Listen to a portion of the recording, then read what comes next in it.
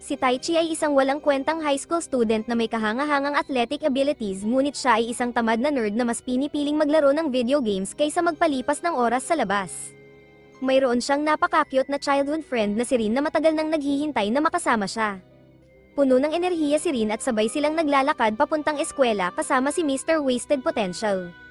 Pinag-uusapan nila kung bakit hindi sumasali si Taichi sa kahit anong school clubs kahit magaling siya sa sports.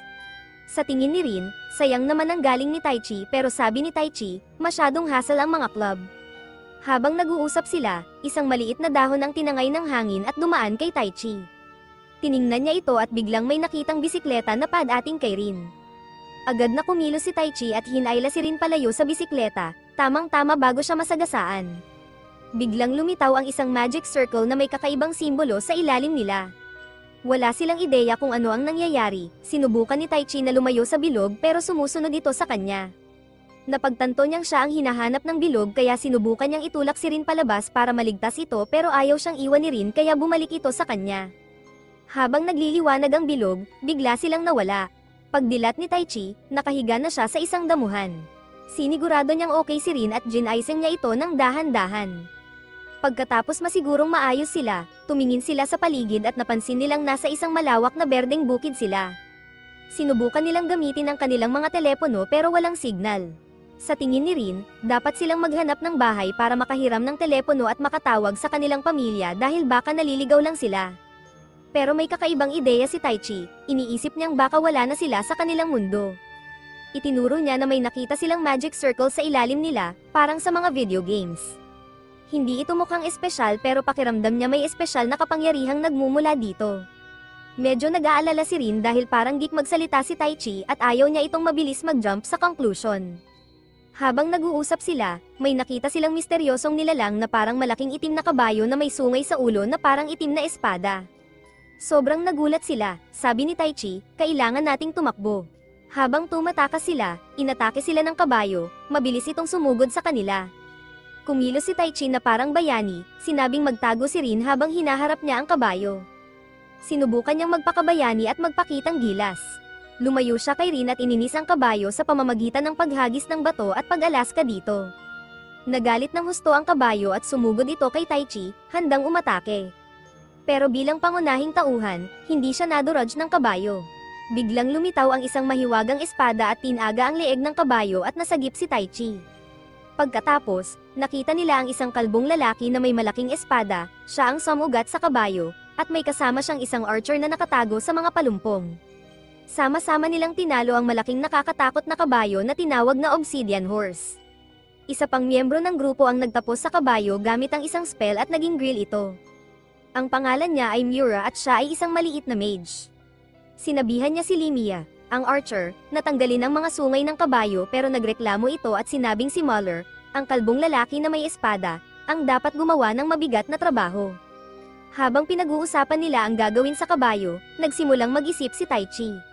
Sigurado siyang hindi ito ang kanilang mundo, parang mga RPG games na nilalaro niya dati na may magic at monsters. Ang magic circle na iyon ang nag-teleport sa kanila sa isang bagong mundo na mukhang mas mapanganib at makaluma kaysa sa pinanggalingan nila. Si Taichi ay nagdesisyon ng isang mahalagang bagay, ipinangako niya sa sarili na kailangan nilang mabuhay ni Rin sa kakaibang mundong ito kahit ano pa ang mangyari. Sumama sila sa grupo sa paligid ng maliit na campfire. Si Rimia ay pala kaibigan at nagtanong sa kanila kung saan sila galing dahil kakaiba ang kanilang mga suot na school uniforms. Hindi alam ni Taichi kung ano ang sasabihin kaya tumingin siya kay Rin para humingi ng tulong, ngunit wala rin itong sinabi. Buti na lang at sumingit si Barada at sinabihan si Rimia na huwag na itong itanong dahil pribado iyon. Sumang-ayon si Miura kay Barada at sinabi na dapat nilang itago ang mga sagot sa kanilang sarili, ngunit binalaan sila ni Barada na delikado maglakbay ng walang armas sa lugar na ito dahil maraming halimaw na nag-aabang at umaatake sa kahit sino. Isa itong malaking problema dahil pati mga karwahe na nagdadala ng pagkain sa lungsod ay inaatake. Naramdaman ni Taichi ang takot pero determinado rin siya. Iniisip niyang ang pinakamagandang gawin ay pumunta sa lungsod kaya hiningi niya kay Barada na dalhin sila doon at agad namang pumayag si Barada. Pumayag din ang iba pang kasama, lalo na si Rimia na ayaw iwanan si Rin dito. Habang naglalakbay, napansin ni Taichi na upset si Rin kaya hinintay niya ang tamang pagkakataon para kausapin ito. Nang makahanap ng pagkakataon, tinanong ni Taichi si Rin kung bakit siya galit. Hindi naman talaga galit si Rin, nag-aalala lang siya sa ginawa ni Taichi kanina. Ayaw niyang maiwan sa kakaibang mundong ito nang walang best friend. Nag-usap sila at nagdesisyon na magtulungan mula ngayon. Nag-fist bump pa sila bilang tanda ng pagkakaibigan. Sa karwahe ng grupo ni Barada, dinala sila sa Aspire, isang lungsod sa Magical Kingdom ng Alista, na siyang home base ng grupo. Kahit binalaan sila ni Rimia kung gaano kadelikado ang trabaho bilang adventurer, nagdesisyon si Rin at Taichi na manatili sa lungsod at maging adventurer. Bilang magandang gesture, binigyan sila ni Barada ng pera para makapagsimula at sinabi niyang makikita nila ang grupo sa isang kalapit na inn kung kailangan nila ng tulong. Pumunta si Rin at Taichi sa Adventurers Guild kung saan isang palakaibigang babae na nagngangalang Marie ang sumalubong sa kanila at tinanong tungkol sa kanilang lahi, na nagpagulo kay Rin. Tumingin si Rin kay Taichi para sumagot, ngunit nagulat si Taichi dahil kamukha ng lugar ang mga RPG games na nilalaro niya dati. Identify nila ang kanilang lahi at binigyan sila ng isang maliit na libro na may kontrata. Nalito si Taichi dahil kakaiba ang mga sulat ngunit sa kanilang gulat, pareho nilang naintindihan ito. Bago matapos ang kanilang registration bilang adventurers, kailangan nilang kumuha ng Magical Aptitude Test, isang mahalagang requirement upang maging adventurer. Si Rin ang unang naglagay ng kanyang kamay sa Crystal Sphere para sa Magical Test at hindi inaasahan, lumitaw ang isang kakaibang liwanag sa loob ng sphere na ikinagulat ng babaeng in charge. Sinabihan nito si Taichi na subukan din ito, at kahit medyo nag-aalinlangan, pumayag siya. Ngunit nang hawakan niya ang sphere, ito ay nabasag sa piraso-piraso. Laking gulat ng lahat at ngayon ay nalilito at nahihiya sila na parang may nagawang mali.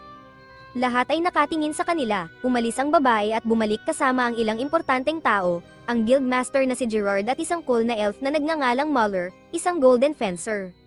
Sinabi ni Gerard na hindi sila maaaring maging adventurers sa ngayon, na nagpakabaki na Rin at Taichi na baka wala silang trabaho. Ngunit sinabi niya na dapat silang sumama kay Muller sa ibang lugar kung saan makakakuha sila ng tamang payo. Wala silang maraming opsyon kaya sumang-ayon silang sundan si Muller sa bagong lugar. Pagdating nila sa destinasyon, nakilala nila si Lemia, isang babae na hindi nahihiya, na nagpapakailang kay Taichi. Kaya tinakpan ni Rin ang mga mata ni Taichi matapos magpalit ng mas angkop na damit si Lemia.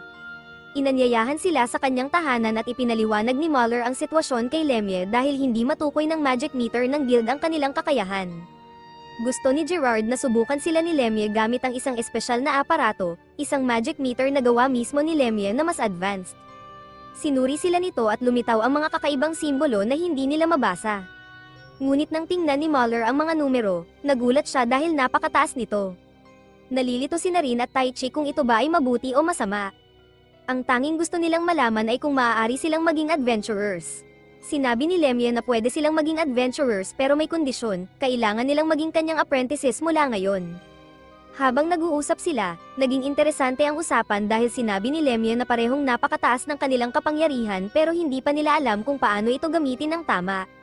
Kaya inalok niya silang sanayin dahil kung hindi nila matutunan, baka sila pa ang mapahamak ng kanilang sariling magic. Habang kumakain, ipinaliwanag ni Lemia kung paano gumagana ang magic sa mundong ito. Ang mga tao ay nakikipagpalitan ng kapangyarihan sa mga espiritu ng apoy, tubig, hangin, at lupa kapalit ng mga magic spells na parang mga espesyal na teknik. Karamihan ng mga mages ay kayang gumamit ng isang elemento lamang maliban sa ilang eksepsyon tulad ni Muller na gumagamit ng 2 at si Lemia mismo na gumagamit ng 3. Ngunit si Rin ay isang malaking bagay dahil kaya niyang gamitin ang lahat ng elemento. Naging interesado si Taichi at gusto niyang malaman kung anong mga elemento ang kaya niyang gamitin pero hindi masabi ni Lemia. Ipinaliwanag niya na hindi siya isang mage, kundi isang sorcerer. Ang mga sorcerer ay hindi gumagamit ng magic spells tulad ng mga mages. Sa halip, ginagamit nila mismo ang mga espiritu at hindi lang ang hiniram na kapangyarihan ng mga ito. Ngunit para magawa iyon, kailangan nilang gumawa ng isang espesyal na kasunduan sa mga espiritu. Ang kapangyarihan mula sa kasunduang ito ay mas malakas kaysa sa anumang magagawa ng isang mage. Hindi nagbibiro si Lemia sa kanilang pagsasanay, siya ang namamahala kay Taichi at sobrang stricto sa kanya. Ngunit sa gitna ng lahat ng ito, nakarinig si Taichi ng mga salita ng pag-asa mula sa isang boses na hindi niya kilala at nagbigay ito ng lakas ng loob sa kanya. Samantala, tinuturuan ni Muller si Rin kung paano gumawa ng magic, partikular ang paggawa ng apoy. Nagulat si Muller dahil mabilis matuto si Rin, masaya si Muller na mabilis natututo si Rin at nakagawa pa ito ng bagong spell. Ang magic ay tungkol sa paggamit ng imahinasyon at sa kanyang kaalaman sa siyensya, nakagawa si Rin ng asul na apoy na hindi pa nagagawa ng iba. Si Taichi ay pagod na pagod mula sa pagsasanay, hindi tulad ni Rin na puno pa rin ng enerhiya. Sinubukan ni Rin na tulungan si Taichi mag-practice pero muli niyang narinig ang misteryosong boses na nagbigay ng gabay sa kanya para mapabuti ang kanyang kapangyarihan. Medyo nalilito si Taichi dahil siya lang ang nakakarinig nito pero hindi niya ito masyadong pinagtuunan ng pansin. Pagkatapos ng pagsasanay, nagpa siya silang kumain. Sinabi ni Lemia na pwedeng ipagpatuloy ni Muller ang pagsasanay kay Rin pero sinabi niya kay Taichi na hindi pa siya maaaring matutong gumamit ng spells. Kailangan niyang palakasin ang kanyang katawan at matutong lumaban bago niya matuklasan ang kanyang mga elemental na kapangyarihan. Nakita ni Muller si Lemia na nag-iisip sa labas ng bahay habang natutulog sina Taichi at Rin. Parehong may pagdududa ang dalawang babae sa napakalakas na kapangyarihan ng mga bata pero nagpa siya silang sanayin ang mga ito sa loob ng 3 linggo para maging independent adventurers. Gusto ni Lemia na itago ang kanilang espesyal na kakayahan dahil sa mga nangyayari sa bansa. Makalipas ang 3 linggo, mas nag-adapt si Taichi sa mundong ito. Hinarap niya ang isang malaking lobo at ipinakita na mas mahusay na siya sa pagkontrol ng kanyang kapangyarihan at tinalo niya ito ng madali. Samantala, nakipaglaban si Rin sa maraming hornhairs gamit ang kanyang kahanga-hangang kasanayan at kapangyarihan. Napakagaling niya na nagamit pa niya ang 3 iba't ibang elemento para talunin ang mga kalaban. Si Lemia at Muller ay sobrang impressed sa panonood mula sa malayo pero nakakuha ng kanilang pansin ang pagdating ng isang obsidian horse. Gustong tumulong ni Muller dahil delikado ito pero pinigilan siya ni Lemia. Gusto niyang makita kung gaano kahusay si Rin at Taichi sa pagdepensa ng kanilang mga sarili. Pakiramdam ng mga pangunahing tauhan ay may kumpiyansa na sila sa kanilang mga bagong kapangyarihan at nagawa nilang talunin ang kabayo nang walang masyadong hirap. Nagdaos si Lemia ng isang malaking selebrasyon dahil sina Taichi at Rin ay pumasa sa kanilang graduation exam at handa na silang pumunta sa Aspire para maging opisyal na adventurers. Ngunit medyo malungkot din dahil ito na ang huling pagkakataon na madalas silang magkikita. Habang nagse-celebrate, ibinulalas ni Lemia na sila ay mga lost ones. Ibig sabihin ay galing sila sa ibang mundo sa pamamagitan ng isang kakaibang space-time incident o nasummon sila ng isang tao. Laking gulat ni Taichi at Rin na alam na pala ito ni Lemia mula pa noon. Tinanong nila kung paano niya ito nalaman at iniisip ni Lemia na baka may gumamit ng high-level summon ng magic para dalhin sila dito pero hindi niya alam kung sino dahil bihira at kontrolado lang ng mga magicians na may kinalaman sa oras at espasyo ang ganitong klaseng magic. Kailangan nilang hanapin ang taong ito at alamin kung bakit sila dinala sa mundong ito. Excited si Taichi dahil bihira ang mga summoners kaya iniisip niyang mas madali nilang mahahanap ang taong gumawa nito. Kinagabihan, kahit malungkot sina Taichi at Rin na ito na ang huling araw nila kasama sina Lemia at Muller, alam nilang kailangan nilang magpatuloy at alamin kung bakit sila nandito. Nangako sila sa isa't isa na magtutulungan sa paghahanap ng summoner. Ngunit may kakaibang nangyayari kay Taichi, patuloy niyang naririnig ang boses ng isang batang babae na nagsasabing magkikita sila ulit at mukhang sabik na sabik dito. Isang gabi, nagkaroon ng panaginip si Taichi na nasa isang berdeng parang siya at narinig ulit ang pamilyar na boses na nagsasabing magkikita sila sa lalong madaling panahon at hinihiling na maging matyaga. Nang sinusubukan niyang alamin kung sino ang misteryosong boses na ito, nagising siya ng pawisan. Simula nang dumating sila sa mundong ito, palagi na niyang napapanaginipan ito. Lumipas ang ilang linggo at nakasettle na sila sa Aspire kung saan sila nagparehistro sa Adventurers Guild. Nakilala nila ang mga taong nagligtas sa kanila noong una pero mababa pa rin ang kanilang ranggo bilang adventurers kaya mga simpleng trabaho lang ang kanilang ginagawa tulad ng pagtulong sa pagsasaka o pagbuhat ng mabibigat na bagay. Dahan-dahan silang nasasanay sa bagong lugar na ito at sa mga patakaran dito. Gustong gumising ng maaga ni Rin para magbasa ng mga libro sa library para sa kanyang research. Natagpuan siya ni Taichi na nagbabasa sa isang bar at sumali ito sa kanya, medyo iniistorbo ang oras ng pagbabasa ni Rin. Dinalhan sila ng waitress ng almusal at isang sulat mula sa guild. Ang sulat ay nagsasabing kailangan nilang pumunta sa guild agad dahil kailangan sila ng mad alien. Ang bagong trabaho nila ay sa isang slum kung saan kailangan nilang kausapin ang mga customers at staff para malaman ang tungkol sa mga nakaw na kalakal na pumapasok sa lungsod sa pamamagitan ng mga slums. Napansin ni Rin na may 2 krus sa kontrata na ibig sabihin ay nabigo na ito ng 2 beses. Kung magkamali pa sila, ibibigay na ito sa mga mas mataas ang ranggo na adventurers. Sinabi ni Gerard na nakuha nila ang trabahong ito dahil sinabi ni Lemia na napakalakas nila at kung matapos nila ito, tataas ang kanilang adventurer rank. Excited silang dalawa dahil ang pag-angat ng ranggo ay nangangahulugang mas magagandang trabaho kaysa sa paglilinis o pagbubuhat ng mga bato. Paglabas nila ng guild, nag-usap sila kung gaano nakalayo ang narating nila. Nakita ni Rin ang kanyang paboritong prutas at gustong bilhin ito pero napansin nilang tumaas ang presyo mula noong nakaraang linggo. Malungkot na ipinaliwanag ng tindero na kakaunti na ang pagkain na pumapasok kaya't nagmamahal ang lahat ng bilihin. Kahit na mahal, nagpasya silang bilhin ang paboritong prutas ni Rin para matulungan ang tindero. Parehong nag-aalala sina Taichi at Rin sa balitang narinig nila.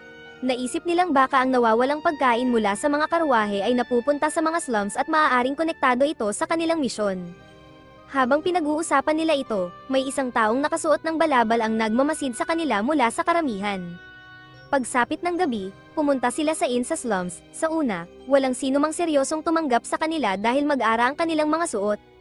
Naglibot sila at napansin na ang mga pagkain at inumin dito ay hindi makikita sa regular na merkado dahil sa mga pag-atake sa mga karwahe. Hindi nag-aksaya ng oras si Taichi at diretsyong tinanong ang waiter tungkol sa mga produktong ito.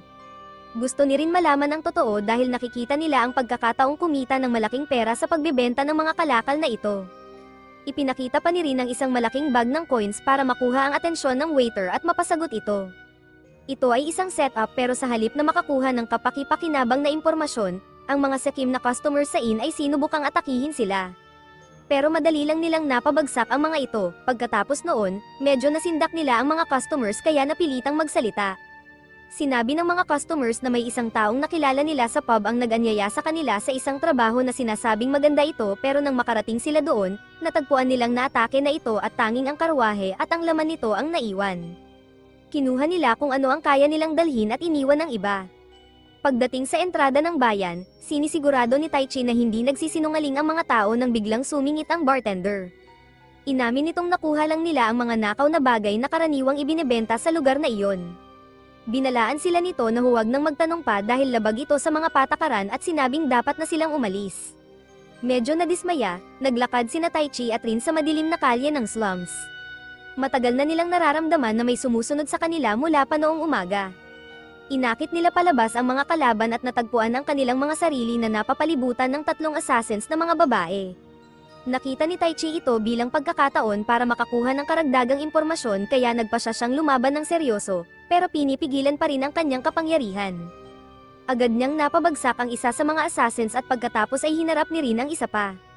Nang malapit na silang harapin ang huling assassin, naghagis ng smoke bomb ang unang assassin na nagbigay ng sapat na oras para makatakas ito, pero iniwan nila ang isa nilang kasama na hinimatay matapos mapabagsak ni Taichi. Lalo pang naging interesado sina Taichi at Rin sa misyon dahil ang pagkuha ng mga assassins para sundan sila ay nangangahulugang may ayaw talagang makialam sila sa mga pag-atake sa mga karwahe. Nagpasya sina Taichi at Rin na dalhin ang nahuling assassin sa guild para tanungin. Ikinulong nila ito sa isang selda na nakatali sa isang upuan. Nang magising ito, si Gerard ang unang kumausap sa kanya. Sinabi ni Gerard na dinala nila ito ng palihim kaya hindi ito kailangang mag-alala na may mga kasamahan ito na aatake para patahimikin siya. Pero dapat isipin niya kung bakit pinili ni Taichi na hayaan siyang mabuhay. Matapos ang kanilang misyon, nagkaroon ng promotion sina Taichi at Rin sa kanilang ranggo. Dumalaw si Muller sa guild para batiin sila, sinamantala nila ang pagkakataong ito para ikwento ang nangyayari pa rin kahit natapos na ang misyon, patuloy pa rin ang pagtaas ng presyo ng mga bilihin. Iminungkahi ni Muller na mag-team up sila at nangako siyang bibigyan si Rin ng paborito niyang prutas nang walang abala. Ipinaliwanag ni Muller na ang mga ani na handa ng anihin sa hilagang kanluran ay ninanakaw kaya tumataas ang presyo ng mga bilihin. Bukod pa rito, ang mga magnanakaw ay pinoprotektahan ng isang bihasang mage kaya mahirap para sa mga magsasaka na pigilan sila.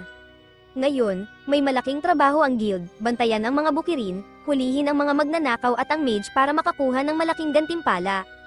Interesado sina Taichi at Rin sa misyon kaya nagpasya silang sumama kay Muller. Habang naglalakbay, masayang-masaya si Muller na kasama sila. Ang mga elf ay karaniwang seryoso at strikto kaya hindi gustong makipag-hangout ng mga tao sa kanila. Kaya kadalasan, mag-isa lang si Muller sa kanyang mga gawain kaya't natutuwa siyang magkaroon ng team ngayon. Pagdating nila sa mga bukirin, laking tuwa ng mga magsasaka na makita sila. Masaya silang may mga taong magpoprotekta sa kanilang mga ani at huhuli sa mga magnanakaw. Nakipagkamay si Taichi kay Kasem, ang nagsusumamo ng tulong, pero may nararamdaman siyang kakaiba sa kanya kahit hindi niya mailarawan kung ano. Ipinakita ng mga magsasaka ang paligid ng mga bukirin para mas makilala nila ang lugar.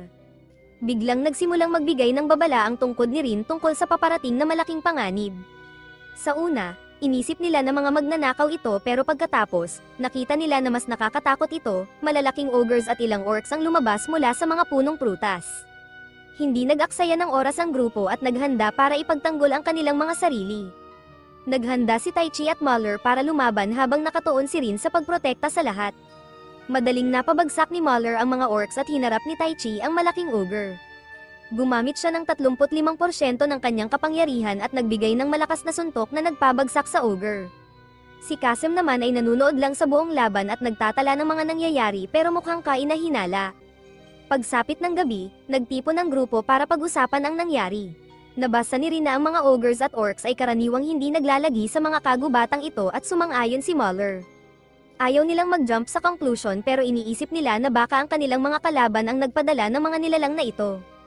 Ang tanging magagawa nila ngayon ay maghintay at tingnan kung paano tutugan ang kanilang mga kalaban sa nangyari. Iminungkahi ni Taichi at Rin ang pag-set up ng mga bitag para mas mabilis mahuli ang kalaban at sumang-ayon si Muller. Pagkatapos, nagbago ang eksena sa isang mas creepy na lugar, maraming patay na katawan sa isang kagubatan at may isang babaeng sumisipsip ng enerhiya mula sa mga patay na katawan papunta sa isang kakaibang orb.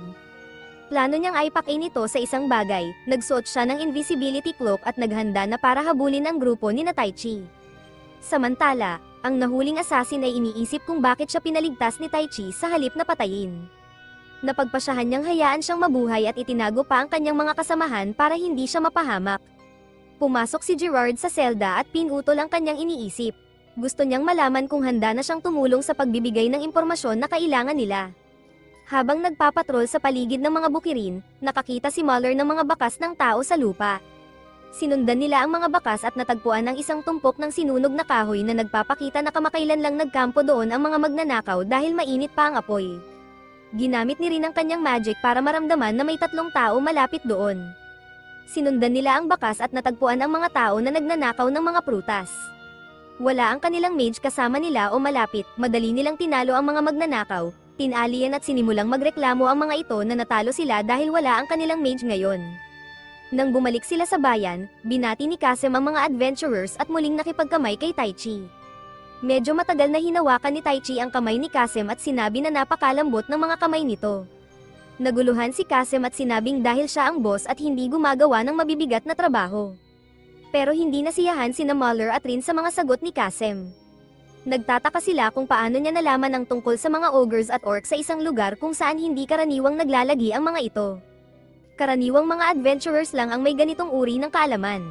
Nagsimulang makaramdam ng pagkakulong si Kasem at biglang tumawa na parang kontrabida sa pelikula. Inamin niya ang lahat, ang buong plano ng mga pag-atake ng ogres at orcs at ang mga nakaw na prutas ay isang bitag lamang para makuha ang atensyon ng mga adventurers at subukin ang kanilang mga kasanayan. Biglang lumitaw si Grammy, ang mage na narinig nilang kasama ni Kasem, at tinanggal ang kanyang invisibility cloak. Siya ang kasabwat ni Kasem, naghanda ang mga adventurers para sa laban. Nakatuon si Grammy kay Muller at Rin habang si Kasem ay pumunta kay Taichi. Napagtanto ni Muller na kaharap nila ang isang mabagsik na kalaban na nasisiyahan sa pakikipaglaban at paglalagay ng buhay sa panganib. Matapang na nakipaglaban si Rin kay Grammy hanggang sa makabawi si Muller sa kanyang lakas. Excited si Grammy habang ginagamit ni Rin ang kanyang iba't ibang elemental magic laban sa kanya. Samantala, natuklasan ni Taichi na si Kasem ay isang mage at nagpapatawag ng isang malaking nilalang para labanan siya. Mahirap kalabanin ng Frosty Elemental Beast na ito at hindi kayang saktan ni Taichi, pero kayang saktan siya ng nilalang. Para siyang nasa isang mahirap na sitwasyon, nahihirapan ang mga adventurers sa mga kalaban na hindi lang malalakas kundi napaka-tricky pa. Bumalik si Muller sa laban at hinarap si Grammy pero kasing husay ni Grammy si Muller sa pakikipaglaban ng espada. Sinubukan ni Rin tumulong pero kinailangang itigil ang kanyang mga spells ng maaga para hindi tamaan si Muller. Talagang nasisiyahan si Grammy sa bawat sandali ng laban at napabagsak sina Muller at Rin nang hindi man lang pinapawisan. Samantala, patuloy na nahihirapan si Taichi laban sa Icy Beast. Hindi niya ito masaktan kaya nakatuon lang siya sa hindi masaktan. Ipinunto ni Kasem na wala siyang fire element tulad ni Muller at Rin kaya hindi siya mananalo. Lalo pang lumala ang sitwasyon nang ilabas ni Kasem ang isang pulang orb na nakuha niya kay Grammy, na nag-drain ng vitality mula sa ibang tao papunta sa orb. Pinakain niya ito sa kanyang summoned creature at naging 3 beses na mas malaki at mas malakas ito. Bumilis ang beast at nasaktan si Taichi, na naging mas mahina siya.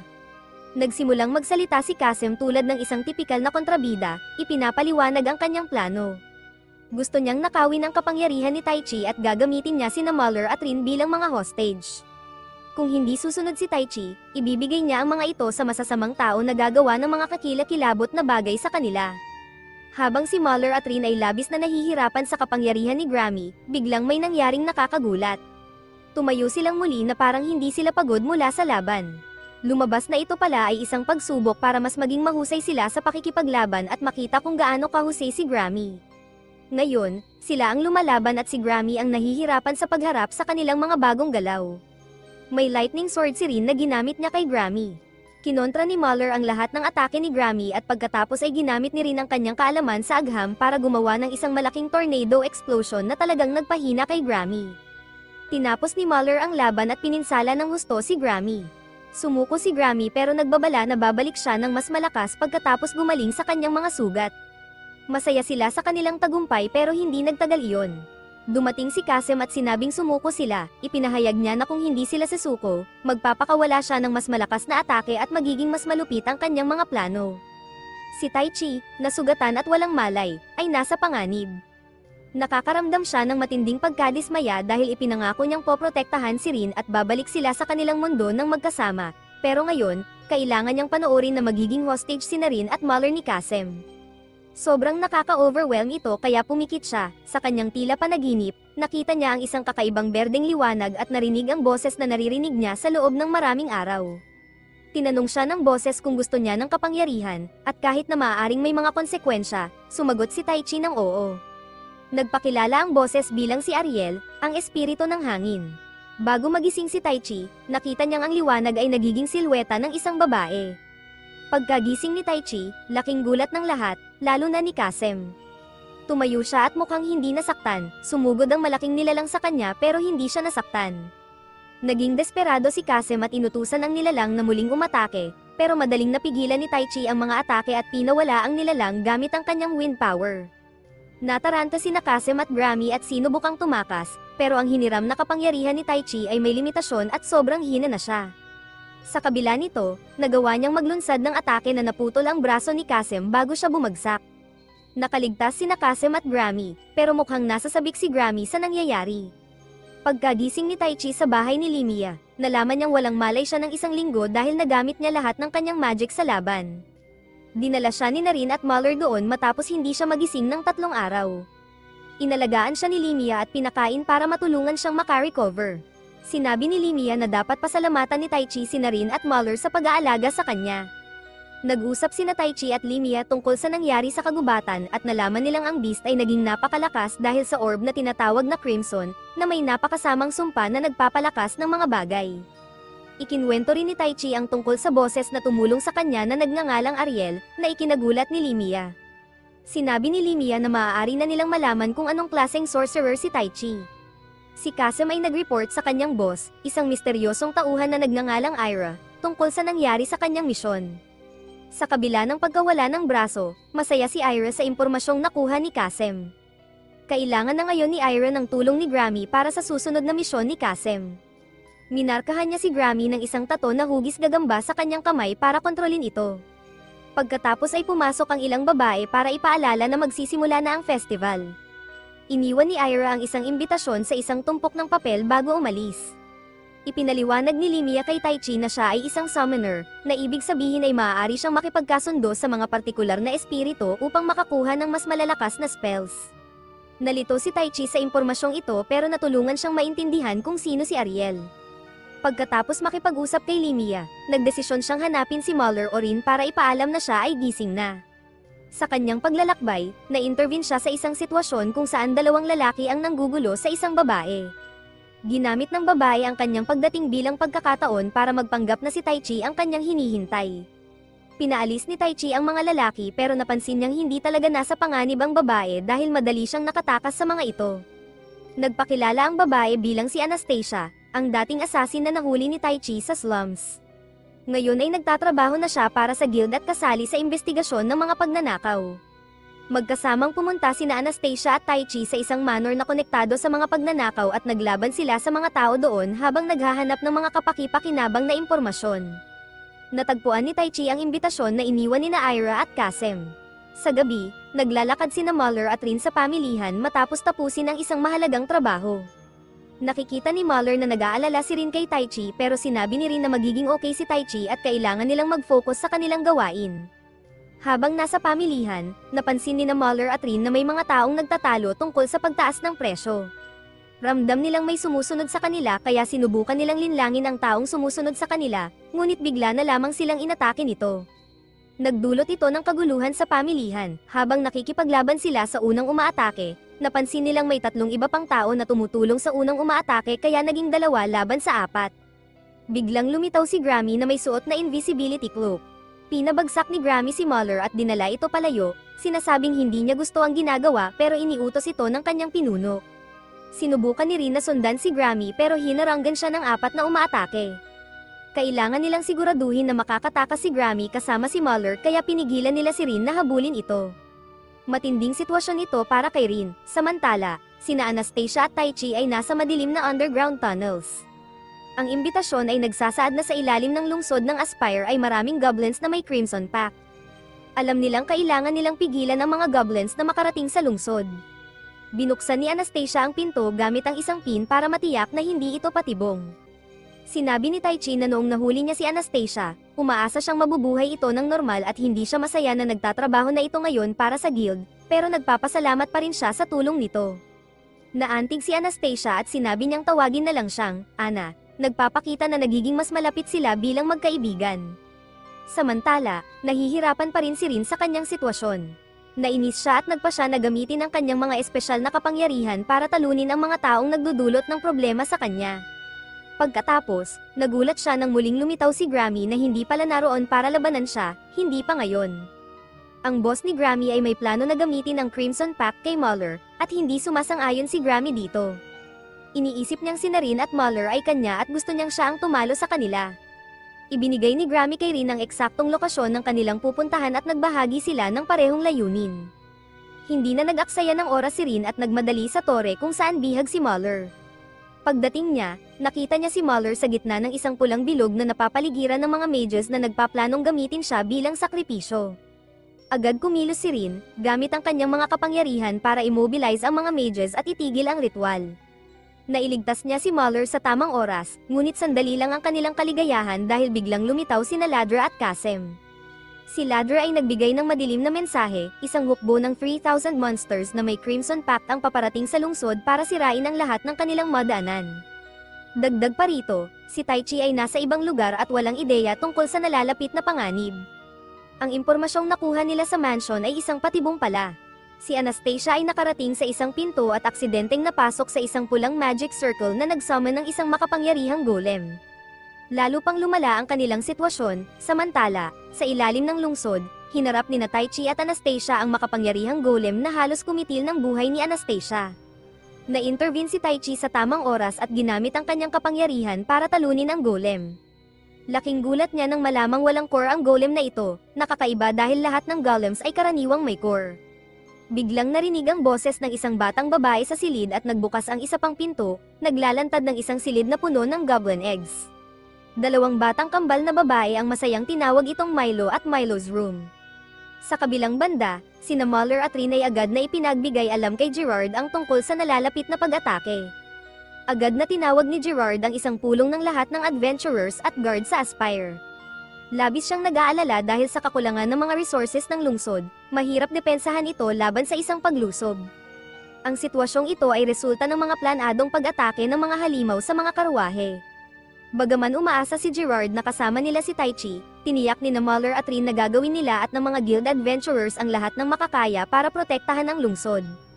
Sumama si Limia sa kanilang pag-uusap at ipinahayag na naramdaman niya ang isang malakas na kapangyarihang magic kaya pumunta siya sa lungsod dahil sa pangamba. Nag-alok siya na pumalit kay Taichi sa kanyang kawalan, pinagtitibay ang kanilang determinasyon na ipagtanggol ang Aspire. Samantala, kasama ni Taichi ang 2 batang babae na ipinagmamalaki ang paggawa ng espesyal na silid at ang malaking golem, nangangahulugang sila ay Earth Mages. Nandoon sila upang palayain ang mga goblins na binigyan ng utos na gumawa ng masamang bagay sa mga babae at kumain ng mga bata at kalalakihan. Sinubukan ni Tai Chi na kumbinsihin sila na huminto dahil maaapektuhan din sila, pero ipinakita ng mga bata ang isang makinang na orb na ginagamit nila para kontrolin ang mga goblins. Walang pag-aaksaya ng oras, ginaising ng mga bata ang mga goblins na sobrang lakas dahil sa Crimson Pact. Kailangang labanan ni Tai Chi ang mga goblins at sinabi kay Anastasia na manatiling ligtas habang hinaharap niya ang mga ito. Tinalo ni Tai Chi ang mga goblins pero hindi niya ginamit ang lahat ng kanyang kapangyarihan dahil ayaw niyang sirain ang silid. Ngunit kahit gaano karaming goblins ang tinalo ni Tai Chi, patuloy na ginaising ng mga bata ang iba pa. Akala nila na hindi sila sasaktan ng mga goblins dahil hawak nila ang orb, pero sinubukan silang atakihin ng mga goblins at nasira ang orb. Kinailangan protektahan ni Tai Chi ang mga bata. Tinanong niya kung gaano karaming goblins ang naroon pero hindi nila masabi dahil nagkalat ang mga goblins sa buong lungsod. Ipinagsama ni Tai Chi ang mga bata kay Anastasia at kinailangan nilang lahat na ipagtanggol ang kanilang mga sarili mula sa mga goblins. Malaking trabaho para kay Tai Chi na protektahan ang tatlong batang babae kahit ano paman. Bumalik sa guild, lahat kasama ang mga guards ay nag-aalala sa kanilang mahirap na sitwasyon. Isang bantay mula sa labas ang nagdala ng balita na ang hilagang kuta ay bumagsak na sa mga halimaw. Ngayon, ang kanilang guild at guard team ay may 180 miyembro lamang laban sa isang napakalaking hukbo ng 3,000 monsters. Lalo pang lumala ang sitwasyon dahil kailangan ni Limia gamitin ang kanyang tactical magic para talunin ang mga halimaw sa unahan, ngunit mauubos nito ang kalahati ng kanyang kapangyarihan. Nagkaroon ng ideya si Rin, naalala niya ang isang bagay mula sa kanyang lumang mundo at iminungkahi na gamitin ang earth, water, at fire magic ng sabay-sabay para gumawa ng malaking pagsabog. Kahit hindi naiintindihan ng iba ang agham sa likod nito, nagtiwala sila kay Rin. Lahat ay naghanda sa entrada ng lungsod habang hinihintay ang pagdating ng mga halimaw. Sinimulan ni Rin ang kanyang plano at epektibo ito laban sa unang hilera ng mga halimaw. Namangha ang lahat kahit na medyo napagod si Rin, determinado siyang ipagpatuloy ang laban. Nilusob nila ang ikalawang hilera ng mga halimaw at malaki ang naitulong ni Limia sa pagtanggal ng karamihan sa kanila. Nang mukhang mananalo na sila, isang sundalo ang nagbalita kay Gerard na may paparating pang grupo ng mga halimaw. Ang mga ito ay Crimson Monsters at 2 beses na mas malakas. Sa sandaling iyon, dumating si Tai Chi kasama sina Anastasia at ang 2 batang babae na sina Milo at Mila. Habang hinaharap ni Muller, Limia, at Rin ang natitirang mga halimaw, nagsama-sama ang mga babae upang protektahan si Limia habang naghahanda siya ng isang malaking atake. Naging matagumpay ang kanilang plano at natalo nila ang lahat ng halimaw maliban sa 3 malalaking halimaw na talagang malalakas. Nagdesisyon ang mga babae na harapin ang bawat isa sa kanila. Dumating si Tai Chi kasama sina Milo at Mila sa battlefield. Si Rin naman ay nasa mahirap na sitwasyon dahil nagamit na niya ang karamihan ng kanyang magic at sobrang hina na para lumaban sa kanyang kalaban. Abala ang kanyang mga kaibigan sa pakikitungo sa iba pang malalaking halimaw kaya hindi nila siya matulungan. Inisip ni Rin na baka ito na ang katapusan para sa kanya at sana ay mapapasalamatan niya si Tai Chi sa lahat ng nagawa nito. Nang akala ni Rin na tapos na ang lahat para sa kanya, biglang dumating si Tai Chi at sinagip siya mula sa malaking halimaw. Nagmamadaling niyakap ni Muller si Rin, labis na nagpapasalamat na ligtas siya. Ipinaliwanag ni Tai Chi ang laban sa ilalim ng lupa kay Limia at hiniling na alagaan sina Muller at Rin habang hinahabol niya ang ogre. Pinahusay ni Tai Chi ang kanyang buong lakas at nagbigay ng malakas na suntok sa ogre. Napansin ni Limia sina Milo at Mila at tinanong kung sino sila. Sinabi ni Tai Chi na sila ay mga talentadong earth mages na nasa kanilang panig. Sinabi niya sa lahat na magtulungan upang talunin ang mga natitirang halimaw habang naghahanda siyang labanan ang huling 2 ogre. Habang nangyayari ang lahat ng ito, pinapanood ni Ira at labis siyang humanga sa kapangyarihan ni Tai Chi. Pero may plano na sila para sa sitwasyong ito, handa na silang guluhin ang festival. Sa headquarters ng guild, dumating ang isang sundalo na may dalang balita mula sa battlefield. Narinig ni Anastasia, na naiwan upang tulungan ang mga sugatan, ang usapan ni Gerard at ng sundalo. Labis siyang nag-aalala para kay Tai Chi dahil siya lang ang nagtrato sa kanya bilang tao at hindi lamang isang kasangkapan. Niligtas siya ni Tai Chi at binigyan ng pagkakataon na magkaroon ng normal na buhay na kanyang pinapangarap. Pero biglang may isang taong nakahod na nag-cast ng spell sa kanya at umulong ng kung ano sa kanyang tenga. Naramdaman ni Anastasia ang pagnanais na iwan ang lahat at pumunta sa battlefield. Patuloy na nakikipaglaban ang mga adventurers gamit ang kanilang mga sandata laban sa walang katapusang alon ng crimson creatures na walang tanda ng pag-urong. Ibinuhos nila ang lahat ng kanilang lakas upang protektahan ang lungsod.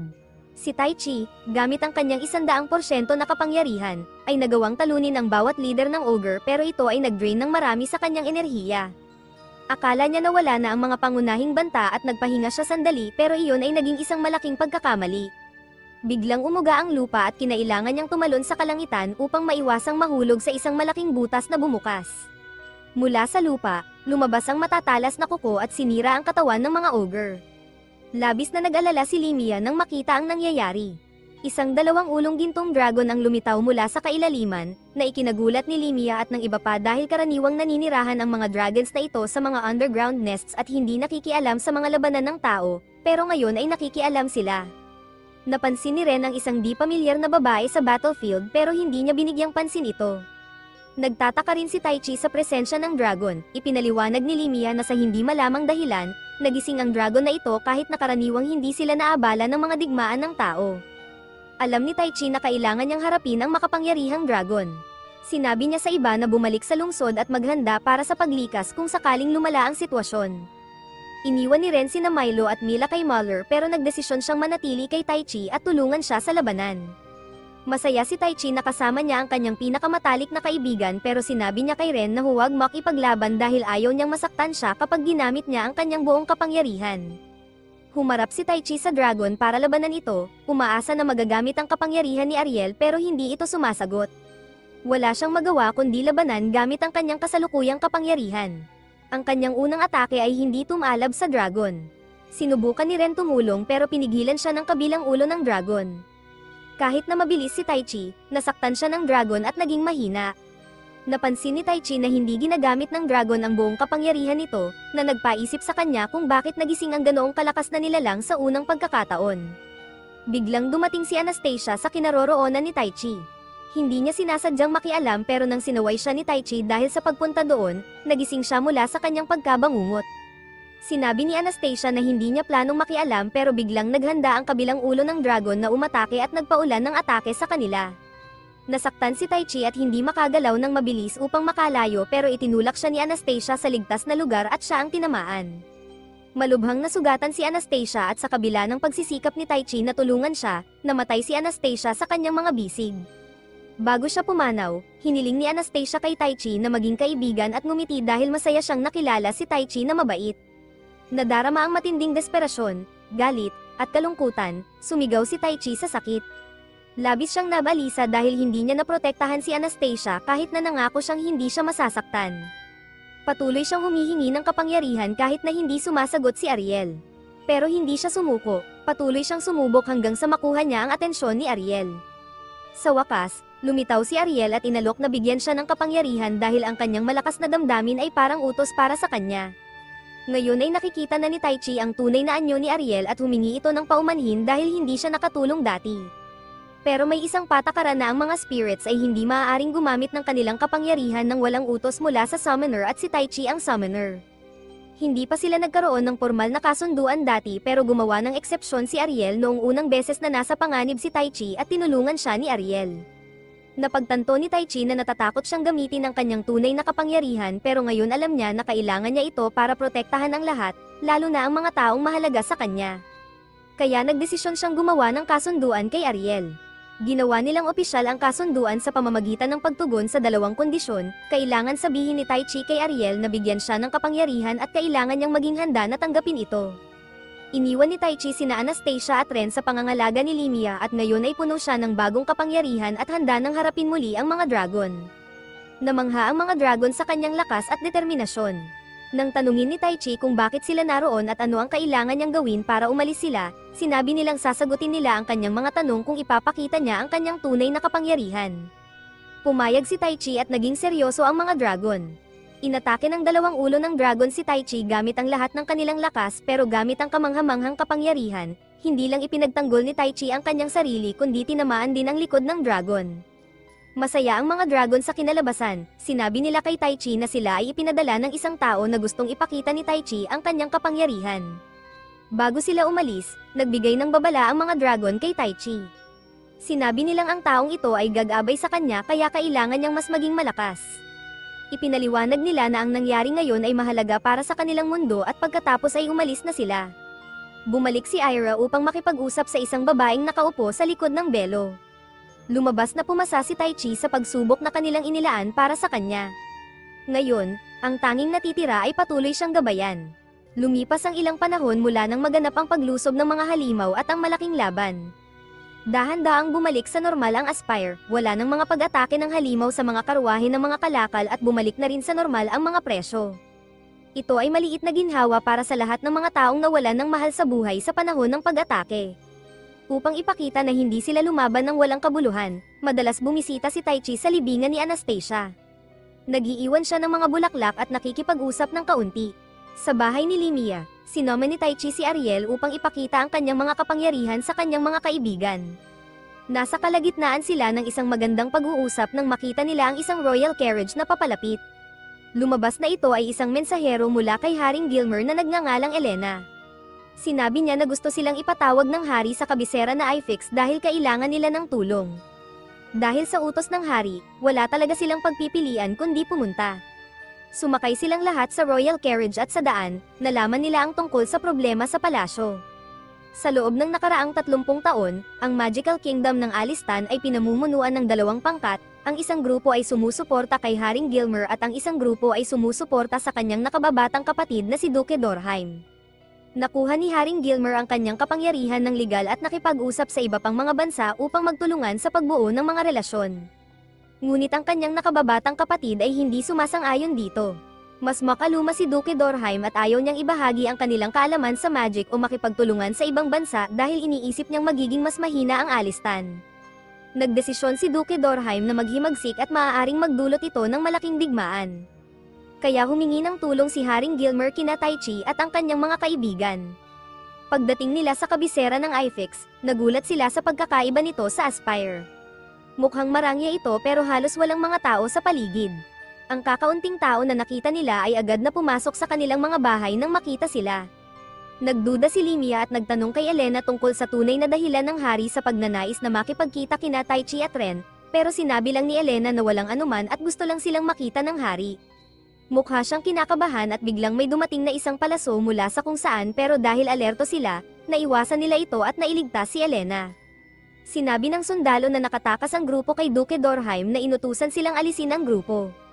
Pagdating nila sa kastilyo, sa pagpasok nila sa Royal Hall, nakita nilang masama ang tingin ng mga opisyal sa kanila. Ipinakilala ni Elena si Bella, ang nangungunang magic person ng hari, at si General Suela, ang namamahala sa hukbo ng hari. Nandoon din si Charlotte, ang anak ng hari. Sa wakas, dumating ang hari at lahat ay nagpakita ng paggalang maliban kay Limia. Gusto ni Limia na maging malinaw ang hari at hindi na paligoy-ligoy pa. Nagulat ang lahat sa silid dahil sa kanyang pagiging matapang. Sinabi ng hari kina Suela at Bella na ilabas ang grupo sa silid. Mukhang kilala ni Limia ang hari kaya hindi na nila kailangang maging formal. Plano ni Limia na tulungan ang hari kung papayag siya sa ilang mga bagay na gusto niya. Pumayag ang hari at sinabi kay Elena na asikasuhin ang iba pang detalye. Pero bago siya umalis, gusto ni Limia na sabihin ng hari ang katotohanan kung bakit ipinatatawag sina Taichi at Ren. Sinabi ng hari na kailangan niya ang kanilang napakalakas na kapangyarihan upang pigilan ang paghihimagsik at humingi siya ng paumanhin. Hindi masaya si Taichi sa hari, iniisip niyang makasarili ang hari na dalhin sila mula sa kanilang payapang mundo kung saan walang digmaan at ipaglaban siya. Ngunit sa puntong ito, wala na silang magagawa at sinabi ng hari na siya ang sasagot sa lahat ng kasalanan. Dinala ang grupo sa kanilang mga silid kung saan sila mananatili. Si Ren ay nasa silid ni Taichi at pinag-uusapan nila kung ano ang nararamdaman nila tungkol sa hari. Pagkatapos ay dumating si Elena sa kanilang pintuan at sinabi na may nais makipag-usap sa kanila. Lumabas na si Princess Charlotte ito, humingi siya ng paumanhin at ipinahayag na siya ang nag-summon sa kanila sa mundong ito. Ipinahayag niya ang lahat, una sa lahat, na kaya niyang gumawa ng magic na may kinalaman sa oras at espasyo. Labis siyang nagsisisi sa pagdadala sa kanila sa isang lugar na may mga halimaw at sa pagkaantala ng kanyang paghahanap sa kanila. Si Elena ay nagtry na sabihin na ito ay ideya ng hari, pero sinabi ng prinsesa na kahit may mga pag-aalinlangan siya, gusto niyang protektahan ang kanilang mga tao at bansa tulad ng kanyang ama kaya tinanggap niya ang pag-summon sa kanila. Ipinaliwanag ni Prinsesa Charlotte na orihinal na si Taichi lang ang dapat dalhin sa mundong ito pero ang kapatid ng kanyang ama ay nagpadala ng isang assassin na nagulo ang spell, kaya nadala rin si Ren dito. Tinanong nila kung may paraan para makabalik sa kanilang mundo pero sinabi ni Charlotte na hindi ito posible, hindi para sa kanya. Ang spell ay maaari lang gamitin isang beses sa isang lifetime at bihira ang mga magicians na kayang mag-summon tulad ni Taichi, marahil isa sa 1,000,000. Ipinangako ni Charlotte na pagkatapos nilang harapin ang rebelyon at maging maayos ang kaharian, hahanapan niya ng paraan na may padala sila pabalik sa kanilang mundo. Hindi galit sina Taichi at Ren, marahil dahil siya ay isang cute na babae at hindi isang matandang lalaki, at nagtitiwala sila na tutuparin niya ang kanyang salita. Nakipagkaibigan na sila mula nang dumating sila dito at alam nila na mahal ni Charlotte ang kanyang mga tao kaya gusto nilang tulungan na matapos ang labanan at makabalik sa kanilang mundo kapag maayos na ang lahat. Natapos ang kanilang usapan nang sabihin ni Limia kay Taichi na magkita sila sa labas. Iminungkahi ni Limia ang isang laban upang makita kung gaano kalakas si Taichi dahil hindi nagtitiwala ang mga sundalo ni Suela sa kanila, iniisip na hindi sila marunong lumaban. Kilala si Suela bilang pinakamalakas sa larangan ng pisikal na labanan kaya ibinigay niya ang lahat upang subukan si Taichi. Gustong tawagin ni Taichi si Ariel para tumulong pero hindi niya ginawa. Sa halip, sinimulan niyang masanay sa laban at nagawang makasabay kay Suela, na ikinagulat ng lahat. Natalo pa niya si Suela at sumuko ito, humingi ng paumanhin si Suela para sa pagsubok at pagkatapos ay nagsabi ng isang kakaibang bagay. Hinihiling niyang pakasalan siya ni Taichi o kung may asawa na siya, maaaring maging pangalawang asawa niya. Nabigla at kinabahan si Taichi, lalo na nang pag-usapan ang pagkakaroon ng 3 anak, pero agad niyang sinabi na hindi.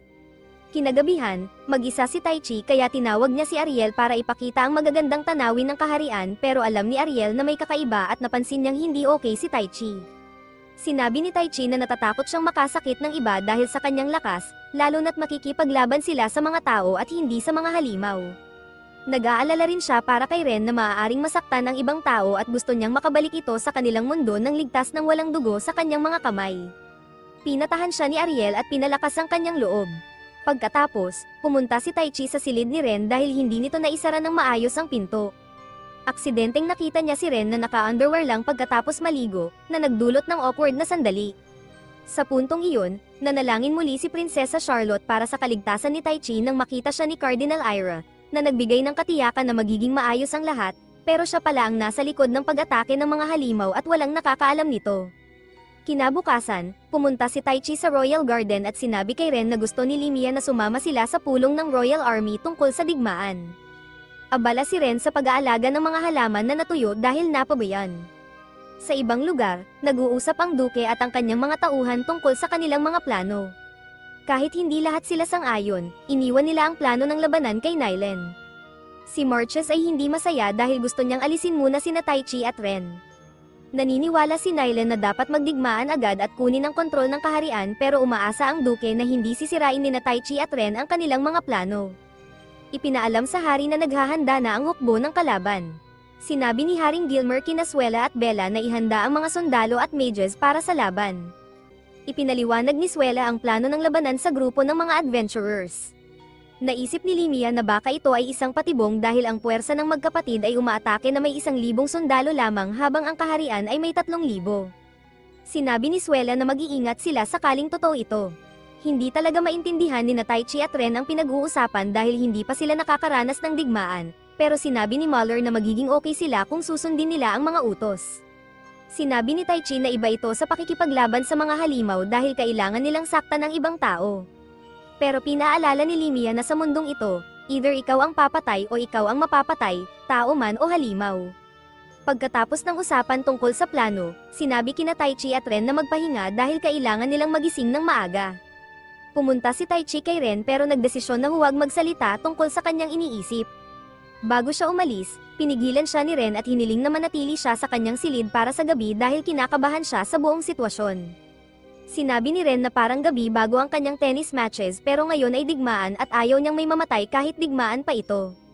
Iminungkahi ni Taichi na huwag na siyang sumama sa laban dahil hindi naman siya orihinal na bahagi ng summoning pero iginiit ni Ren na siya ang pumili na pumasok sa summoning circle at ngayon gusto niyang protektahan ang kanyang mga kaibigan at wakasan ang labanan. Nag-usap din sina Muller at Limia tungkol sa nalalapit na digmaan at kung gaano sila nag-aalala kay Taichi at Ren, pero naputol ang kanilang pag-uusap nang maramdaman ni Limia ang kakaibang presensya. Isang assassin ang ipinadala upang patayin sina Taichi at Ren ni Marches, isa sa mga kaalyado ni Duke Dorheim na ayaw na makuha ni Nylan ang lahat ng kredito para sa labanan. Pumunta ang assassin sa silid kung saan dapat naroroon sina Taichi at Ren at sinaksak ang kama, iniisip na naroon sila. Pero nasense ni Taichi ang assassin bago ito mangyari at hinarap nila ito. Inatake ni assassin si Ren pero nasugatan lang ang kanyang buhok, na ikinagalit ni Taichi. Hinabol niya ang assassin, halos parang gusto niyang patayin ito. Hindi siya natatakot na masaktan o mamatay pero takot siyang mawalan ng mga taong ipinangako niyang poprotektahan, tulad ng nangyari kay Anastasia. Pinatigil ni Limia si Taichi sa pananakit ng assassin dahil maaari silang makakuha ng impormasyon mula dito, pero hindi interesado ang assassin na magsalita. Pinalaya nito ang sarili mula kay Taichi at kinagat ang isang suicide pill bago tumalon sa balkonahe, agad na namatay. Kinabukasan, handa na ang mga tropa ng kalaban para sa laban, pati na rin ang kaharian.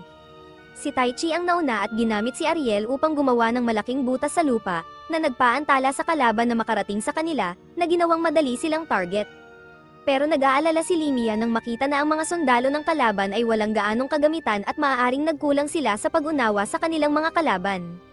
Lahat ng sundalo ng kalaban ay kayang gumamit ng long-range attacks gamit ang elemental powers, na ikinagulat ng lahat dahil hindi nila inaasahan na marami sa kanila ang mga mages. Napansin ni Taichi na may suot silang mga singsing at ipinaliwanag ni Limia na ang mga singsing na ito ay may mga magic stones na maaaring gumawa ng simpleng spells. Pero ginagamit ng mga sundalo ang mga singsing nang walang ingat, hindi napapansin na ang mas maraming kapangyarihan na ginagamit nila, mas maraming life energy ang kinukuha nito, na maaaring ikamati nila. Determinado ang mga adventurers na pigilan ang kanilang mga kalaban mula sa pagdurusa sa ganitong kaayla-hilakbot na kapalaran pero nag-aatubili ang mga sundalo ni Suela na pigilan ito. Iniisip nila na kung mamamatay ang kanilang mga kalaban nang walang kanilang pakikialam, magiging mas madali ang laban. Gayunpaman, sina Suela at Bella, ang mage, ay ayaw na mamatay nang walang saysay ang kanilang mga kalaban kaya sinusuportahan nila ang plano ng grupo na pigilan ang life energy consumption mula sa mga singsing. Nagkaroon ng plano si Limia na nangangailangan ng tulong ni Ren. Samantala, patuloy na umaatake ang mga sundalo ng kalaban kahit na karamihan sa kanila ay kitang-kitang nanghihina dahil sa energy consumption. Ipinagpatuloy ni Nylan, ang kanilang leader, ang kanilang mga atake kina Ren at sa iba pa. Gumawa ng protective barrier si Ariel upang protektahan sila at si Muller ay nagtatanggol kay Ren laban sa anumang mga atake na nakakapasok sa barrier, na nagpapahintulot kay Ren na mag-concentrate sa kanyang spell. Gumamit si Limia kasama ng iba pang mages ng Grey Clouds upang magpaulan at pagkatapos ay ginamit ni Ren ang kidlat upang kuryentehin ang lupa kung saan nakatayo ang mga nanghihinang sundalo ng kalaban. Nagdulot ito ng malawakang electrocution na labis na nagpahina sa kanila. Dumating si Inimikes, ang kanang kamay ng duke at tagapayo, at humanga sa estratehiya ni Ren.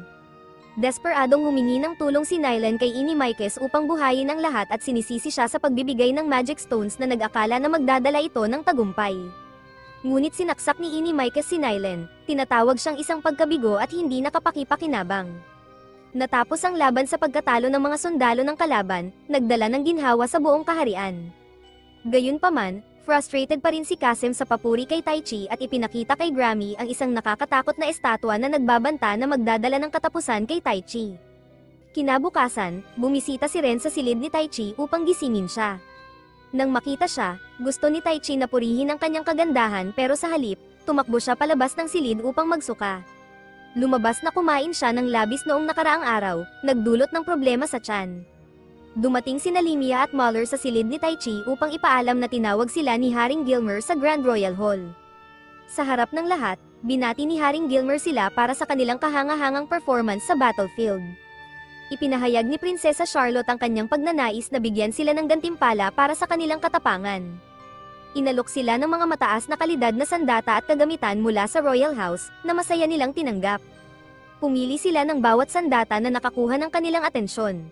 Si Taichi ay agad na naakit sa isang katana at hindi nagatubiling piliin ito. Ipinaliwanag ng prinsesa na ang espada ay hindi pinanday sa kanilang bansa at tinanggihan ng mga sundalo dahil sa manipis nitong talem. Naiintindihan ni Taichi na sa isang mundong pinangungunahan ng mga broadswords at malalaking sandata, ang katana ay maaaring hindi popular na pagpipilian, ngunit naniniwala siyang ang pagkakaroon ng katana ay pangarap ng bawat lalaki. Kaya, armado ng kanilang napiling mga sandata, iminungkahi ni Suela ang isang practice fight kay Taichi na sinang-ayunan ni Limia. Sinubukan ni Limia ang kanyang singsing at nagpakita ng kamanghamanghang kapangyarihan na nagbigay ng inspirasyon sa iba na subukan din ang kanilang mga sandata. Ang pangunahing layunin ni Suela ay makipagsagupaan muli sa kanyang inaakalang magiging asawa, ngunit nagawang makatakas ni Taichi nang siya ay nawalan ng malay dahil sa violent shaking ni Suela dahil hindi pa siya nakarecover mula sa indigestion. Sa merkado, naramdaman ni Taichi na maraming mga mata ang nakatingin sa kanya, iniisip na ito ay dahil nakita nila si Ariel at lahat ay nakatingin sa kanya. Ngunit sa katotohanan, tanging si Taichi lamang ang nakakakita kay Ariel. Tinitingnan siya ng lahat dahil pinagtanggol niya ang lungsod noong nakaraang araw. Maging ang mga bata ay lumapit sa kanya, sabik na makilala siya at humingi ng handshake. Habang pabalik siya sa training ground, naramdaman niya ang presensya ni Kasim na lumitaw mula sa mga anino. Nabigla si Taichi nang makita na nawawala ang isang braso ni Kasim, pero pinaalala ni Kasim na siya ang dahilan ng pinsalang iyon, na hindi alam ni Taichi dahil sa kanyang galit noong mga oras na iyon. Nais ni Kasim na labanan si Taichi at nagmungkahi ng isang duel na gusto ni Taichi iwasan upang hindi madamay ang mga inosenteng bystanders. Ngunit kung tatanggihan ni Taichi, nagplano si Kasim na maglagay ng lason sa balon ng kabisera. Wala nang maraming pagpipilian si Taichi kundi sumama kay Kasim sa isang liblib na lugar para maglaban sa training ground ng kaharian. Habang naglalaban sina Ren at Muller, ipinapakita nila ang kanilang mga bagong sandata. Nag-usap sina Limia at General Suela tungkol sa kanilang plano. Gusto ni General Suela na pakalmeyan ng mga sundalo kaya iminungkahi niya ang mga practice fights. Narinig niya na handa na ang isang bahagi ng hukbo ng duke at maaaring kailangan nilang umalis para sa labanan sa gabing iyon. Ngayon, sa isang liblib na lugar, ipinakita ni Kasim kay Taichi ang isang cursed statue na ibinigay sa kanya ni Ladra, ang kanyang boss. Ang estatwa ay dapat magpantay ng kanilang laban sa pamamagitan ng pagpapababa ng kapangyarihan ni Taichi sa antas ni Kasim upang maging patas ang laban. Sinabi ni Kasim na maswerte si Taichi na hindi niya kinailangan magtrabaho ng husto para lumakas tulad ng ginawa niya, kaya sa kanilang laban, ang pagsusumikap ang magpapasya ng mananalo. Sinubukan ni Ariel na pigilan si Taichi dahil nag-aalala siya na baka hindi na bumalik ang kanyang kapangyarihan, pero pumayag si Taichi sa laban. Nagalit si Ariel at umalis sa una pero nagbago ang kanyang isip at pinanood ang laban. Na-activate na ni Kasim ang mga estatwa at ngayon ay naglalaban na sila gamit ang mga suntok at magic spells. Pareho silang nasaktan ng husto, akala ni Kasim na ito na ang kanyang huling atake. Nag-aalala si Taichi kung paano niya mapipigilan ito sa kanyang sariling lakas. Naalala niya ang lahat ng kanyang pagsasanay mula sa nakaraan. Hinawakan ni Taichi ang kanyang katana at sinugatan ang atake ni Kasim, na nagpapalipad kay Kasim sa pader. Alam ni Kasim na hindi siya mananalo kaya sumuko siya at pinakawalan si Taichi. Sinabi ni Kasim na maibabalik ni Taichi ang kanyang kapangyarihan sa pamamagitan ng pagsira sa artifact. Biglang nagliwanag ang artifact at isang nakakatakot na itim na multo ang lumabas at inatake si Taichi. Akala ni Kasim na baka may ginawa pa si Iris sa artifact. Sinubukan ni Taichi na saktan ito pero hindi ito nagtagumpay. Na-stock siya, biglang lumitaw si Grammy at pinagtanggol si Taichi. Sinira ni Grammy ang artifact pero hindi pa rin nawala ang multo. Naisip ni Taichi kung ano ang gagawin kaya ginamit niya ang kanyang napakalakas na wind power at sa wakas ay nawala ang kakaibang nilalang at nakuha niya muli ang kanyang mga kapangyarihan. Kalaunan, gusto talagang makipag-usap ni Taichi kay Kasim pero sinabi ni Grammy na labis na nagsisisi si Kasim sa pag-ibig ng kanyang pride. Ipinaliwanag ni Grammy na alam ni Kasim kung ano ang kinakailangan para lumakas at tunay na pinahahalagahan ang mga taong nagsusumikap. Ang tanging pagsisisi ni Kasim ay ang hindi agad pagkilala sa kamanghamanghang kasanayan ni Taichi.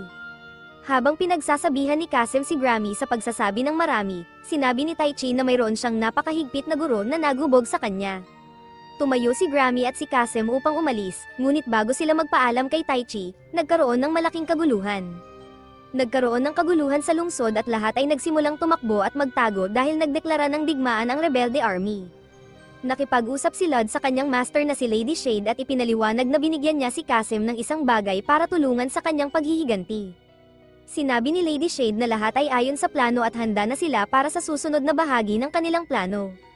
Habang naghahanda ang lahat para sa malaking laban, natagpuan ni Taichi si Ren. Ipinangako niya na poprotektahan niya ito kahit ano paman pero ipinangako rin ni Ren na lalaban siya at magtutulungan silang protektahan ng isa't isa, na sinang-ayunan ni Taichi. Habang nagsisimula ang araw, naghanda ang lahat para harapin ang malaking labanan na magpapasya kung ano ang mangyayari sa kaharian. Handa na ang duke na labanan ng kanyang kapatid para kunin ang kaharian.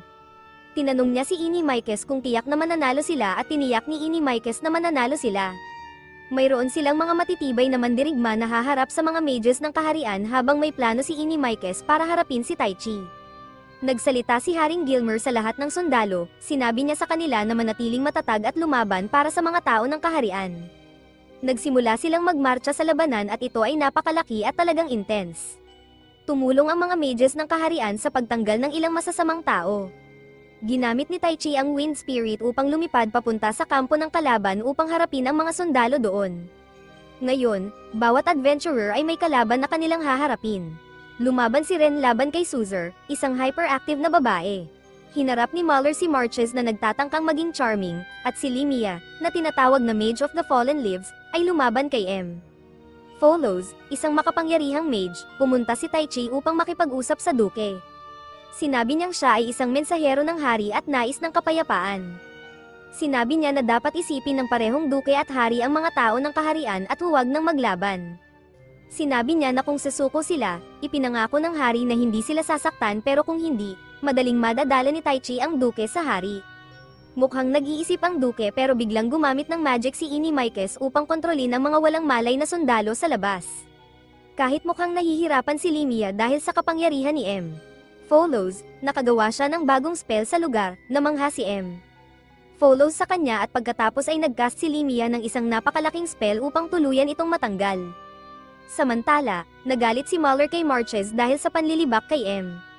Follows na dapat ay kasama niya, kaya nang madisarmahan ni Marches ang kanyang espada, ginamit ni Muller ang kanyang dagger upang pabagsakin si Marches.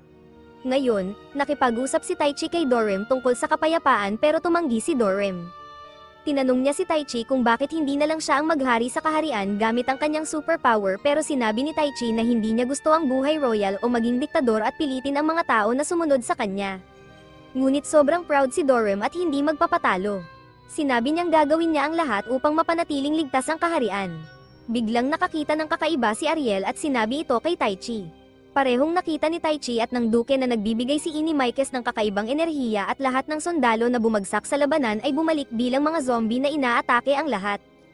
Hindi sila nagmamalasakit kung kaalyado o hindi, kahit sa laban ni Ren kay Suzer, nagawa niyang saktan si Suzer at makuha ang upper hand. Napagtanto ni Suzer na malakas si Ren pero nagkaproblema sila dahil sa mga zombie soldiers. Kinailangan nilang magtulungan upang labanan ang mga bagong kalaban. Hindi maintindihan ng duke kung ano ang nangyayari dahil hindi niya alam ang plano ni Inimaikes. Sa wakas, inamin ni Inimaikes na pinuno niya ang battlefield ng magic mula sa simula. Nilinlang niya ang duke upang magsimula ng digmaan dahil inutusan siya ng kanyang master. Baliw na sinabi ni Inimaikes na ginagawa niya ito upang mapaligaya ang kanyang master na si Lady Shade at gusto niyang magdulot ng kaguluhan sa mundo. Nagsimulang mag-materialize ang kanyang katawan habang ibinibigay niya ang kanyang kaluluwa sa kanyang supreme being. Nalungkot ang duke sa nangyayari at nagdesisyong tulungan si Taichi sa laban sa mga berserker. Matagal na ang nakalipas, may digmaan na kilala bilang Bloody Rhapsody na nagsimula 200 taon na ang nakakaraan dahil sa isang alitan sa hangganan sa pagitan ng Gar-Ian at Scully Empires. Sa una, akala ng mga tao na matatapos agad ang labanan pero naging malaking issue ito. Nabaliw ang mga sundalo, inaatake ang lahat, kasama ang kanilang sariling mga kaalyado at regular na tao. Napuno sila ng kaguluhan at labis na pangangailangan ng dugo. Isa itong napakalupit na digmaan at hanggang ngayon ay naaalala pa rin ito dahil nagdulot ito ng kamatayan ng 700,000 tao mula sa magkabilang panig. Sinabi ni Limia kay Muller na ang lahat ng sundalo sa ilalim ng utos ng duke ay kontrolado ng isang madilim at makapangyarihang sorcery mula sa isang napakasamang tao na marunong ng black magic. Sinabi ni Limia na ang tanging paraan upang mapatigil ito ay ang talunin ang taong nagsimula nito kung hindi ay hindi titigil ang mga sundalo at magpapatuloy ang kaguluhan sa mga lungsod. Lumalaban si Ren at Suzer ng magkasama, sinusubukan ni Ren na huwag saktan ang mga sundalo pero pinapatay ni Suzer ang mga ito. Dahil isang contract mercenary si Suzer, nagdesisyon si Ren na kunin siya upang lumaban kasama niya. Pumayag si Suzer at tinanggap ang kanyang gantimpala na buhayin lamang. Iminungkahi ni Ren na hanapin nila ang iba para malaman ang susunod na hakbang. Nakikipaglaban si Taichi sa mga berserker soldiers na patuloy na bumabangon kahit ano pa ang gawin niya. Sinabi ni Dorem na huwag mag-atubiling patayin ang mga sundalo na kanyang makakasalubong upang matiyak na hindi mangyayari muli ang trahedya ng mga nakaraang taon. Si Suela, Limia, at Muller ay nakikipaglaban din sa kanilang mga sariling lugar upang matalo ang mga berserker. Kahit alam nilang kontrolado ang mga sundalo, nararamdaman nilang kailangan nilang gawin ito upang maiwasan na masaktan ang mga inosenteng tao. Iba ito sa nais ni Naren at Taichi na gamitin ang kanilang kapangyarihan upang makatulong, pero ngayon handa na si Taichi na gawin ang lahat para protektahan ang mga mahal niya sa buhay. Tinanggap niya ang mungkahi ng duke, ngunit bago sundin ni Taichi at patayin ang mga berserker, humakbang si Ariel. Inamin ni Ariel na nagsinungaling siya tungkol sa kanyang hitsura at sa kapangyarihang ibinigay niya kay Taichi. Ang tunay niyang kapangyarihan ay sobrang lakas na maaari itong makasakit kay Taichi kung hindi ito kontrolado ng tama. Sa wakas, naintindihan ni Ariel kung gaano determinado si Taichi na protektahan ang mga mahal niya sa buhay, kaya ipinakita niya ang kanyang tunay na anyo. Dumating din si Ren kahit nasugatan ang kanyang binti mula sa laban kay Suzer. Naramdaman ni Taichi ang pagkakasala dahil hindi niya naprotektahan si Ren kanina, pero ngayon na may kapangyarihan na siya, handa na siya. Tinawag niya ang kanyang elemental spirit na si Silid, at isang kamanghamanghang bagay ang nangyari, nawala ang Berserker Cursed Circle at tumigil ang kontrol sa lahat ng sundalo. Isa itong bihirang spell na akala ng lahat ay tanging paraan lamang upang mapatigil ang kontrol ay patayin ang taong nagsimula nito. Ipinakita ni Ariel ang kanyang tunay na anyo bilang reyna ng lahat ng mga espiritu at may mega power. Tinanong ni Taichi kung siya pa rin si Ariel, at sinabi niya na sila ay parehong Ariel at Silid. Laking ginhawa ni Taichi, ngayon nawala na ang mga nakakatakot na berserker, ngunit may malaking problema pa rin, si Inimaikes ay naging isang malaking halimaw matapos ialay ang kanyang kaluluwa kay Lady Shade, na sinasamba niya, at nagkamit ng bagong kapangyarihan mula sa kanya. Sinabi ni Inimaikes na si Lady Shade ang nagplano ng lahat ng mga pangyayari kay Taichi mula nang dumating siya. Ang prinsesa ay isa lamang pawn sa larong ito, si Taichi ay dapat maging parang espada at kalasag para sa babaeng ito ayon kay Inimaikes, pero hindi niya alam kung sino siya at ayaw sabihin ni Inimaikes. Kaya nagsimula silang maglabanan, at kahit mukhang nakakatakot si Inimaikes, napakalakas ni Taichi. Galit siya dahil ginamit siya bilang kasangkapan para simulan ang digmaan at saktan ang mga inosenteng tao. Patuloy na sinusuntok ni Taichi si Inimaikes hanggang sa siya ay manghina. Humiling si Inimaikes na patayin siya ni Taichi, pero sinabi ni Inimaikes na hindi kayang pumatay ng tao ni Taichi, at iyon ang kanyang kahinaan. Pero nagdesisyon si Taichi na itapon ang kanyang pagkatao at gawin ito upang protektahan ang mga mahal niya sa buhay, kaya tinapos niya ang buhay ni Inimaikes. Masaya si Inimaikes dahil nagawa niya ang gusto ni Lady Shade. Natapos ang malaking digmaan at ang mga kalye ng kaharian ay puno ng masasayang tao na nagdiriwang ng tagumpay. Gumamit si Taichi ng napakaraming magic kaya nawalan siya ng malay pagkatapos ng laban at nagpapahinga na ng ilang araw. Dumalaw si Limia at sinabi kay Taichi na magpahinga at nagpasalamat sa pagtigil ng digmaan. Dumating din ang prinsesa at pinagtatawanan ni Limia ang iba pang mga babae sa sobrang pag-aalala kahit na sinabi niyang kailangan lang ni Taichi ng ilang araw upang bumuti. Nasira ng digmaan ang mga bagay para sa magkabilang panig pero ngayon, muling nagiging buhay ang mga kalye. Nang bumalik sa normal ang kabisera ng IFIX, naging mga tagapayo sina Taichi at ang kanyang grupo bilang gantimpala, pati na rin ang malaking halaga ng pera para sa mahusay na trabaho.